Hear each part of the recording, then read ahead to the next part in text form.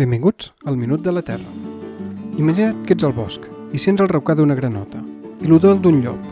La bona notícia és que probablement el llop estigui molt més lluny, perquè l'udol pot viatjar molta més distància. Però no és perquè els llops cridin molt més fort.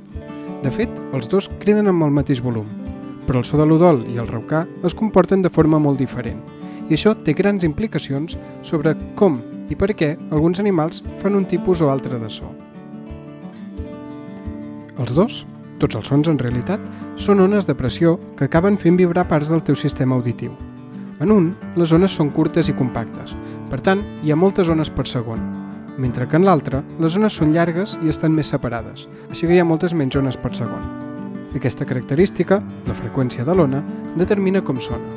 Les ones d'alta freqüència sonen agudes i les ones de baixa freqüència sonen greus, però també pot determinar si arriben o no al final a la teva orella. Les ones d'alta freqüència no poden viatjar a llargues distàncies.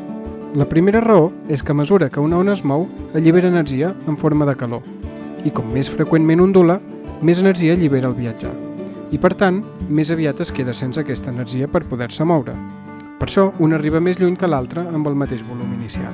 Però també hi ha el tema dels obstacles. Les ones de baixa freqüència tendeixen a corbar-se al voltant dels objectes, un arbre, un edifici, un home de les neus, mentre que les ones d'alta freqüència són molt més propenses a rebotar, com les ones de l'oceà contra la costa. Les llargues i suaus flueixen al voltant, mentre que les curtes són interrompudes. De la mateixa manera que l'ona amb alta freqüència d'un so d'una granota no arribarà probablement on estiguis tu.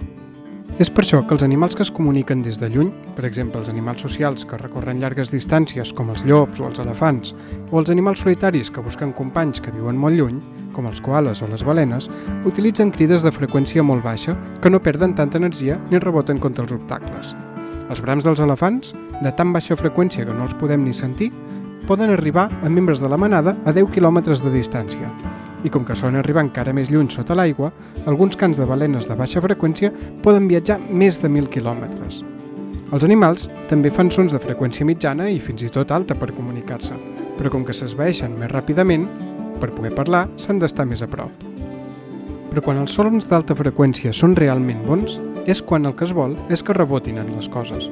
Els ratpenats i els dofins, per exemple, utilitzen sons d'alta freqüència precisament perquè rebotin en els obstacles més petits, com insectes o peixos.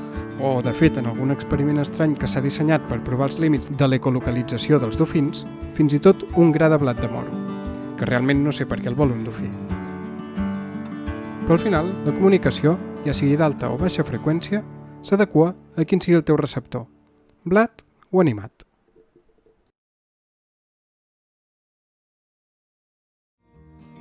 M'agrada. Em subscric. Comparteixo.